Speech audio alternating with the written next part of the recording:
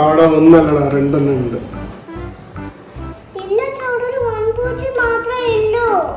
ആ, നീ ടിവിയും മൊബൈലെല്ലാം കണ്ടിട്ട് നിന്റെ കണ്ണ് അടിച്ചു പോയിട്ടില്ല. ഈ ഹോസ്പിറ്റലിൽ പോണ്ടി വരും ഇങ്ങനെയാണെങ്കിൽ. നിനക്ക് ഞാനിപ്പോ പ്രൂഫ് ഓടി കാണിച്ചു തരാം. അക്ഷര, ഇങ്ങോട്ട് വാ. അക്ഷര, അവിടെ എത്ര പൂച്ചയുണ്ട് നോക്കിട്ട് പറഞ്ഞു.